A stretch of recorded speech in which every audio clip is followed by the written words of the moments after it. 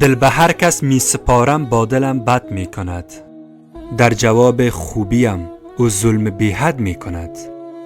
دل به هر کس می سپارم می زند زخم زبان، در بروی خنده ها را با غمش صد می کند.